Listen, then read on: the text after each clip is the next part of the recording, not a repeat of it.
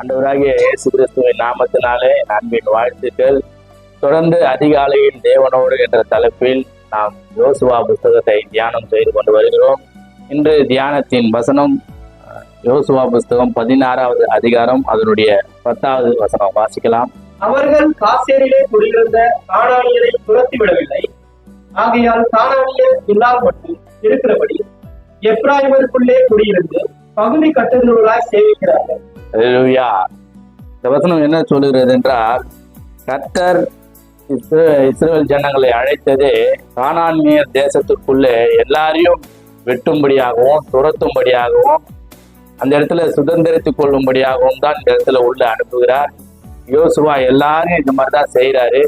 கடந்த அதிகாரத்துல கூட நம்ம பார்த்தோம், காலை போயிட்டு கர்த்தர் என்னோடு கூட இருப்பாரானால் நான் இந்த இடத்துல போயிட்டு துரத்தி விடுவேன் என்று 14வது அதிகாரம் 12வது வசனம் சொல்லுகிறது. அதே போலும் அடுத்த வசனத்துல உள்ள போறாரு, அவர் துரத்தி விடுறாரு, அந்த இடத்த சுதந்திரித்துக் கொள்கிறார். காரியம் இப்படிதான் சொல்லி கொண்டு வருகிறது. ஆனாலும் இந்த வசனம் என்ன சொல்லுகிறது என்றால், கானானியரை துரத்தி விடவில்லை என்று. கானானியரை துரத்தி விடாமல் கடைசி இந்நாள் வரைக்கும் பகுதி கட்டுகிறவர்களாய், அதாவது பங்கிட்டு கொள்ளுகிறவர்களாய் இவர்கள் போயிட்டு போற இவங்க அவங்க கூட ஒரு ஐக்கியம் வைத்துக் கொள்கிறார்கள். தவறான காரியம். ஏனென்றால் கர்த்தர் சொன்ன வார்த்தையை கானானியரையும் எபூசியரையும் துரத்தி விடுங்கள் என்றுதான் சொல்லி அமைச்சாரு. ஆதாரமாக ஒரு வசனத்தை வாசிக்கலாம். உபாகமம் 7வது அதிகாரம் 1வது 2வது வசனம்.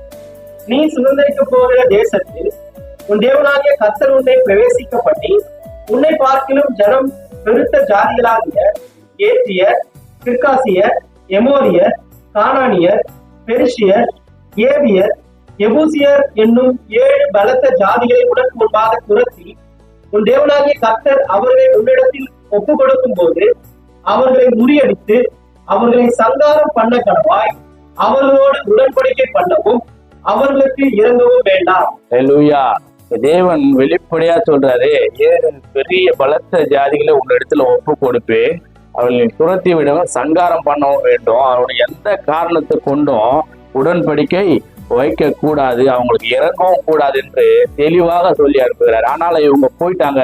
எப்ராயிம் ஜனங்கள் என்ன செய்யறாங்கன்னா, போயிட்டு அவங்க கூட ஐக்கியம் வைத்துக் கொள்கிறார், அவரை துரத்தி விடவில்லை. இதுக்கு முன் அதிகாரம் சொல்லுகிறது அவர் துரத்த கூடாமல் போயிட்டு இருந்துச்சு, அது பரவாயில்ல. ஆனாலும் இங்க போயிட்டு இவங்க ஐக்கியம் வைத்து அங்க எல்லாம் சம்பாதிக்கிற எல்லா பொருட்களையும் பகுதி கட்டுகிறார்கள், அதில் பங்கிட்டு கொள்ளுகிறார்கள் இவர் என்று. அப்போ ஒரு மனமா ஒன்னா சேர்ந்துட்டாங்க.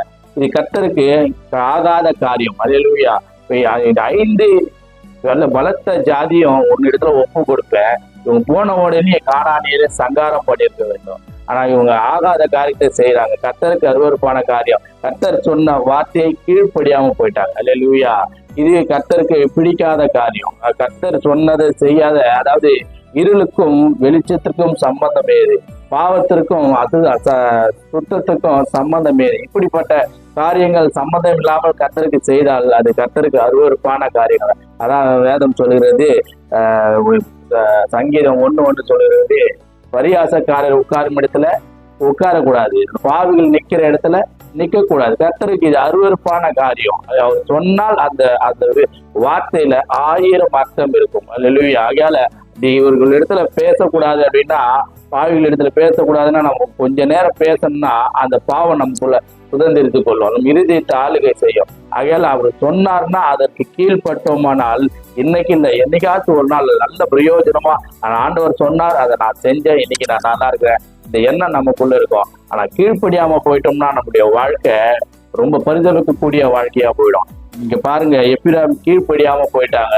இதனாலதான் அந்த கடைசியில ஒரு வார்த்தையோட சொல்லுவோம், எப்ராயிமும் எனக்கு செவி கொடுக்காமல் போனார்கள் என்று வார்த்தையை சொல்லுகிறது. அதனால கர்த்தருடைய வார்த்தைக்கு நாம் கீழ்ப்படிவோமானால் கர்த்தர் நம்மை பலத்தோடு நடத்துவார். கீழ்ப்படியாம போனோம் ரொம்ப கஷ்டமான காரியமா இருக்கும். இந்த இடத்துல அந்த வசனம் தான் சொல்லுகிறது, கானானியரை துரத்தி விடுங்கள் என்று சொன்னபோது அவர்கள் செய்யாமல் ஐக்கியம் கொள்கிறார்கள். ஆனால் நாம் ஐக்கியம் கொள்ளக்கூடாது.